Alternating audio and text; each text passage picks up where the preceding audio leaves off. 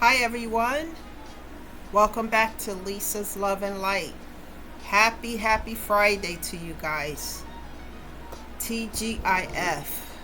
Um, I'm supposed to be resting, right, guys? It's always something to do, and I'm trying very hard to make sure that I rest while I'm off right now.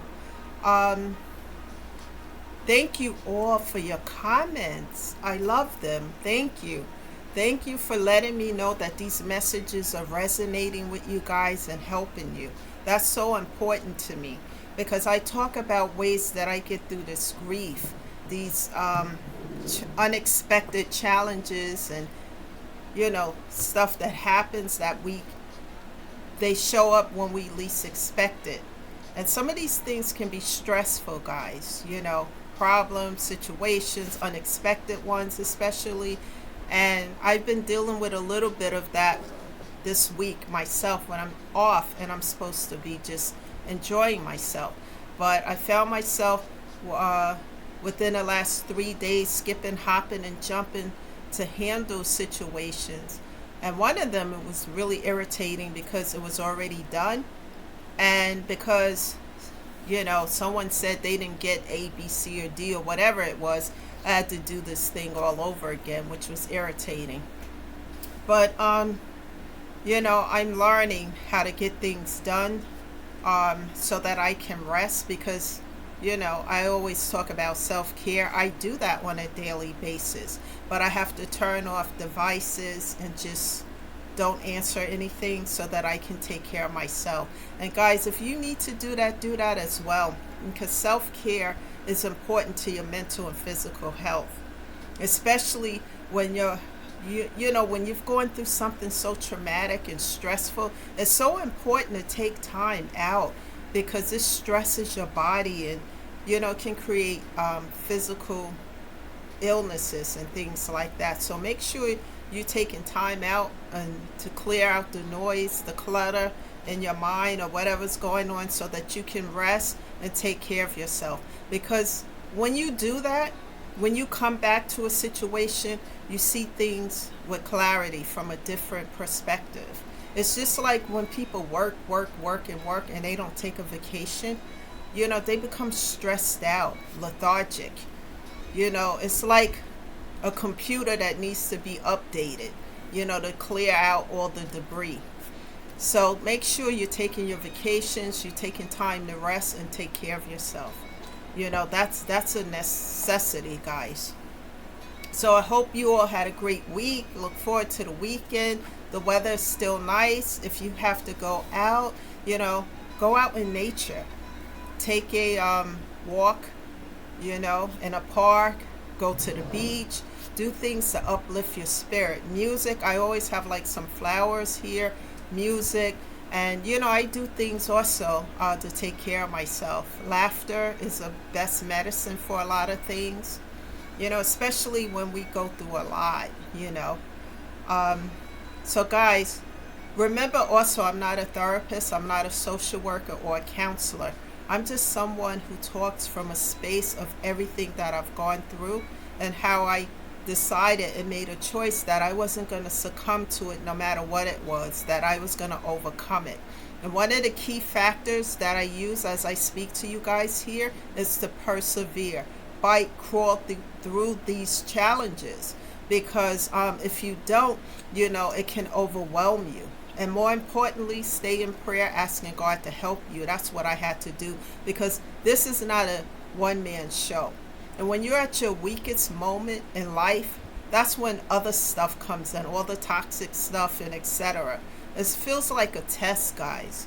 Like I always tell you, people, circumstances, and situations come into our lives for a reason, season, a lifetime, or a lesson. And in my case, it was so many unlearned lessons. And believe me, because I've gone through these things 1,000 times, when I learned the lessons, I learned to close the door and padlock it so that they don't re-enter my life again. Because it's like spinning on a wheel, that's going nowhere. Like a needle on a broken record. And I had to change that. In order to do so, I had to change my mindset, how I looked at these things, so that I can change these things for the better, so that I can close those doors and not continue to repeat these cycles, vicious cycles. Because as the wheels spin and that lesson come back around again, different characters in the play, but the same scenario. But the scenario that comes back again is worse than the last one. So I try to learn them as quickly as possible so that I can move on, close those doors, and move on to new beginnings, as I ask God to help me. Guys, and don't ever feel ashamed about what you're going through. Some of these things are lessons to strengthen us. What doesn't weaken you will strengthen you and give you strength. And once you learn those lessons, you'll be able to pinpoint them. If future ones are trying to come at you, you can pinpoint what it is and say no thank you and keep moving. And as you shut those doors and let them shut themselves, you can move over here to new beginnings, which are better situations and circumstances behind those doors. What I've noticed so far is that as I take a step or two, God is behind me taking 2, 3 and steps on my behalf. Let me tell you something before we get into this topic of discussion today. What happened earlier.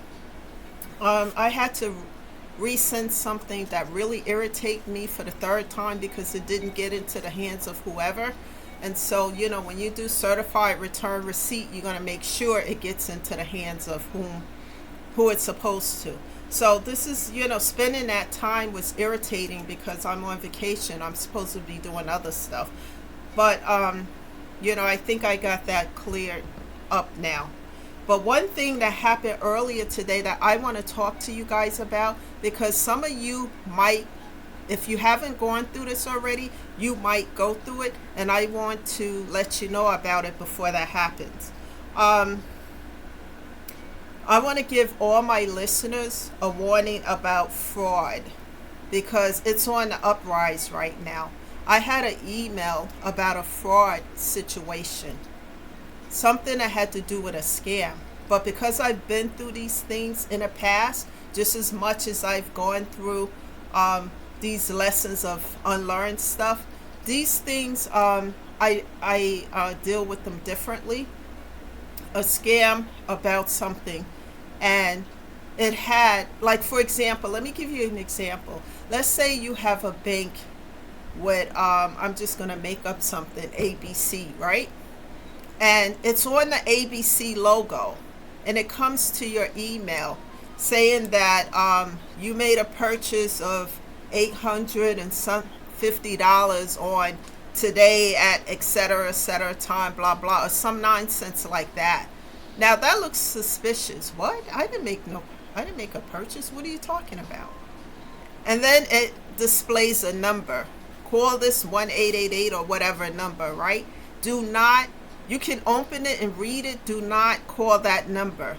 If your bank, for example, is ABC, and I'm just making up one, go to the bank itself. What I did, right, is went to Google and Google the number to that specific place in question and called that place and found out that this was a scam. But God is so good to me, guys. Let me tell you, so before I tell you that, do not call the number that's listed in the email, because it's a scam to get your money so that they can rip you off. So what I did is found a number to that place, called them, went through it, and it was a scam. And what the lady on the other end told me is to forward that information to them. And I did that. But, God is so good to me as I continue to move forward to help myself and others and to keep moving forward. It turned out to be a blessing to talk to the lady on the other end, because as she was helping me with this situation, she was telling me about some grief matters. And I talked to her and told her about this channel and invited her. She actually subscribed to the channel and she's probably watching the video. So thank you so much, because, it means that somebody else is here to get uplifted and motivated and know that they don't have to stay in a place of grief. but she helped me tremendously. And then she transferred me to somebody who helped me even more so. So all those things that was meant for my harm, God turned it into a blessing. But guys, because I've learned lessons and I don't repeat them, I saw and read the email and knew immediately it was a scam. Just the way it was written and what was in it, and I'm like, at first I got really upset, and then I said, no, close this out, look up this information, call, and I did that, and then reported it to that company. So guys, if you get suspicious emails and it has telephone numbers to call about, never call the number listed in the email, because you could be setting yourself up to be scammed. Always Google whatever company that they're referencing, whether it's a bank that you use, whatever. Just because it has that bank logo doesn't mean that it's from your bank. Always disconnect from that email. If you don't have the number, look it up. Get the number from Google or Bing.com. I use Bing a lot. And call and find out about that. And you will find out what's authentic and what's not. 9 times out of 10, it's a fraud. So that you don't fall into these traps. So that's what I want to share with you guys, because so many people are falling into these traps and losing their life savings and everything else. Be careful, guys, and do not click on the links that are within those emails, because they can steal information from your personal phone or computer, laptop, Chrome, whatever you're using. Be careful. Never click on those links. Just disconnect from the email and find the number to the company and call them, so that you know for sure what this is. So guys, with that being said, let's get into this topic of discussion today. The title is Never Allow Grief to Affect Your Intuition. Never allow grief to affect your intuition. Sometimes when we lose loved ones, friends, God forbid, children, pets, it's devastating, especially when these things happen unexpectedly. Even when you may expect that this is going to happen, when it happens, it's overwhelming. I know when I lost my dog, my mom, and one of my good friends back in 2020, and there's some people who I really liked from the church I was attending. It was horrific. Especially losing my mom. I had lost my dad 2 years before I had my son. And, that was hard enough. But my mom, I never expected. And it was just horrific because we couldn't have a funeral. I'm going to update those who are not familiar. She died in 2020, April of 2020. And we couldn't have a funeral. You know what's happening in 2020, that we had a shutdown and we couldn't go out, only to the supermarket and back home. And it was devastating. I couldn't leave where I'm living to go to where she was, because we were in the middle of a shutdown. So when she passed away during the shutdown, she had to be flown to North Carolina, where she was buried. We couldn't have a funeral for her. We had to have a memorial service. And it was horrific, guys. I mean, that and all these deaths. And during that time, people were dying every week that I knew. And it was just horrific and overwhelming. And, and I started to see that that my intuition was, grief can distort things in your mind, especially dealing with a lot of it at one time. You get a call here that this one died, then a week later this one, and etc. And it's like, OMG, what's going on here? And death after death after death. And when my dog died, it was just, okay, God, what's happening here? And I had to start to sit down and look at my life and the things around me and what was happening. Because the people who were left and were still here in my life, including family, nobody even really gave me any condolences or asked me if I was okay. It was the strangers, people from a church where I used to volunteer, came with flowers and food. You know, they had masks on and they came and brought all these things, said a prayer for me, you know, had sympathy cards. And the people who I thought had my back were nowhere in sight. And I started to see things from a different perspective.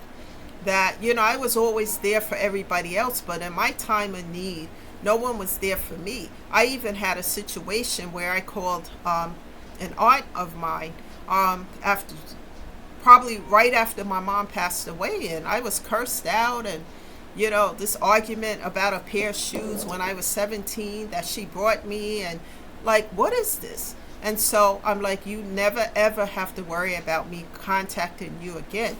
And when I started to see how relatives were acting, and no one even, you know, gave any condolences out of this huge family that I came from, except for one person. And I decided, no matter how much pain I was in, how hard I had to work, I was going to cut off, block, and delete. Because people will show you who they are, especially in your time of need. And I didn't, if this is how it was going to be, then I didn't need these people in my life. It doesn't matter if we share DNA or whatever we shared. And it was hard. So I started with therapy, grief therapists who helped me to see things from a different perspective, doing a pro and a con list to show, okay, Lisa, what are these people bringing to your life? Doesn't matter if they share DNA, a friend from way back or whatever, you know. And when I did the pro and con list, I started to see things from a different perspective, because the cons were outweighing the pros, you know, as to what they were bringing to the table. People always had their hand out, being subservient, you know, treating me like a doormat, and I had to let all that go. And one of the things that was hard is like my intuition. Guys, when you're going through grief and stuff, you know, I stayed in prayer with God. At first I was angry with God because of all these losses. But I had to see why these losses were happening, and had to see who was in my corner. You know, when I saw that it really wasn't anybody, I had to learn to put my trust fully into God. But the hardest part was doing the work. You know, so I was taking baby steps, but I noticed as I asked God to help me, even though I was taking these baby steps, he was helping me. You know, I took one step, he was taking 2 and 3, and now today he's taking major steps on my behalf as I continue to move forward. And guys, let me tell you something, if I haven't said this before. Sunday evenings is still so difficult for me, because that was the time I would have conversations with my mom. And before then, when I lived at home, that would be the big Sunday dinner. We eat and she make all this food. We talk, we watch TV together, you know. And even thereafter, I would go to her if I was having issues about something. When my mom got older, she mellowed out a lot. And one of the things she said to me shortly before she passed away is, I was telling her about some family drama and etc. with me and one of my siblings, and she just said, you know what, I really don't want to hear it anymore. I'm at a point in life where I just want peace. I never really understood that at the time that she said it, but I do understand it now. A lot of toxicity, a lot of drama and negativity. You know, we all have an expiration date. We don't know what that is. But why engage in toxic situations and things that are going to stress you out, make you feel bad, and just, it brings nothing good. It doesn't enhance anybody's life. And especially when you're grieving. When you're grieving losses, you don't need to be around people who are going to add to the table of pain and hurt and grief.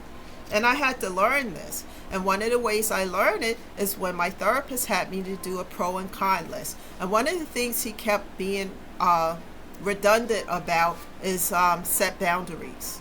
I had to set some strong boundaries, because as I implemented those boundaries, the people who didn't want to respect them kept jumping, hopping, and skipping over those boundaries. So I would reiterate again, and when they hopped and skipped over it and dismissed it again, I cut off, block, and delete it. And there's no going back, because that's the resolution to this. You know, guys, when you have to heal your mental and physical health, you don't have time for this drama. We all have an expiration date here on this earth. We're not here forever. And, if you're not doing anything to upbuild, then you're tearing down. And I refuse to be part or to partake into tearing down stuff and engaging in toxicity and drama, because it doesn't lead to anything good. It is better to heal from the inside out. And one of the things, as you continue to heal, ask God to help you with your intuition, because sometimes when you're in a weakened state from pain and grief, you can make decisions that can affect your entire life. So always listen to your intuition. If you're going towards something, no matter what it is, sign here on the dotted line, like someone tells you, oh, sign right here on the dotted line, look at what you're reading. What you're signing. Look at every detail of it, because you could be signing something that can affect your life for 20 years or so. Just because you're in a space of grief, then if you're not in that right mind to deal with that, put that to the side, because sometimes we can, in a state of grief, make mistakes that could affect our life for a long time. And so, grief can affect your intuition because you're not thinking clearly. So if something is set before you, give yourself time. Okay, well, I'm not going to deal with this right now. I'm in a space of grief. So when I get, myself together, then I can look at this with some clarity before signing something or doing something that's going to create more stress and negativity into your life. And I've learned that as well since I've been on this journey to heal. And if you need time alone, because sometimes people don't know what to say to you when you're going through grief and you're crying and hurting. Sometimes you just need somebody to listen and to be there. And who you can truly depend on and trust during that time. Because the people who really support you are going to be there at that particular time to support you, even if they're just sitting there listening to how you feel. One of the things I've learned through therapy so far is keep the memory of your passed over loved one alive. Like my mom, for example. I was watching something the other night on TV, and it was something that I watched with my mom, and it was a funny episode in it, and I remember what she was saying as we were watching it, and she was laughing, and it brought a smile to my face, because that whole show reminded me of my mom. So keep your Passover loved one, whether it's a parent or or other relative or loved one, keep their memory alive, and ask yourself, you can keep their memory alive through storytelling. Ask yourself or tell other people what ways that they have enhanced your life. What are some of the ways that Passover loved one enhanced your life? What did you learn from them? Those are the ways that you keep their memory alive. And stay away from toxic people and relatives, because all they're going to do is add to the grief and the pain. And just because you share DNA with somebody, and if they're toxic and bring in negativity and drama to your table, you don't have to accept that. Set strong boundaries. And in my case, in many cases, dealing with these situations, I had to cut off, block, and delete so that I can stay in a place of peace. Heal your mental and physical. When I come on this channel, and even when I'm not on here, I have some music playing. Like I have days, sometimes like I talk about Sunday evening, where it gets difficult because sometimes I really want to talk to my mom to tell her some things and just to have that chat. And that's what's missing now, And sometimes I get depressed about it. I'm human too. So I put on a playlist of music and may just sit in a corner with that until it changes my mood and uplift it. So do things that's going to uplift your spirit. Never stay in a place of pain. Guys, we can feel it and allow ourselves to feel that pain, but don't stay stagnated in it. One of the first places I started with was therapy, because it's an outlet for the pain. It's, a therapist have to keep your information confidential. You can talk to them. That's an outlet for the pain. Or if you have a support system of friends, family that you trust, use that, utilize that. But having an outlet for the pain is the beginning and of releasing the pain. And never be in a place of bitterness, because bitterness will keep you stuck and stagnated. And remember that your Passover loved ones would never want you to be depressed and crying for the rest of your life over them. They want you to live your life to the fullest. Remember the good things. Remember the things that they did to help you to enhance your life that was beneficial. Talk about it. And that way, this keeps their memory alive, even though they're not here in the physical. You can heal yourself not just through music, but just doing things that uplift your spirit. Be around people who support you. Laughter is the best medicine as well, and it may take time to get to that point. Comedy shows, things that you may have even enjoyed when they were here.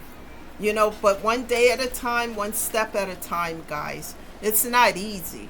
I still have moments where I'm curled up in a corner crying about my mom, my dog, or whatever, because it's a huge loss. But one day at a time, one step at a time. Make sure you are on a daily basis taking time out for yourself. And if you have to explain that to other people, tell them, the loss is new. I'm hurting a lot right now and I need time alone. I hope you understand that. And someone who really have your back will understand that. And they can support you just by being there and listening to you. We can't bring back these passed over loved ones, but just having the support and for someone to listen to us and just be there, that's a lot. Because, for me, I didn't have that. I, had God, and of course God is, in prayer, but in the physical, just a therapist. And, one day at a time, one step at a time. You never get over the loss. You're going to always feel that void, but you can get through it and overcome, this pain. You don't have to stay stuck in it.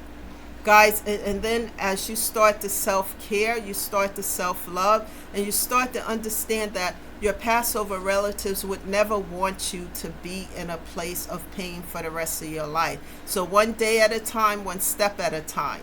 It is better to be at a place of inner peace. For the first time in my life, I understand what my mom meant when she said she wanted to be in a place of peace instead of toxicity and drama and etc. And that's where I am today. It is better, guys, to be at a space of peace instead of broken down into pieces. That's the message today. I hope it helps someone, because I know people are going through a lot right now.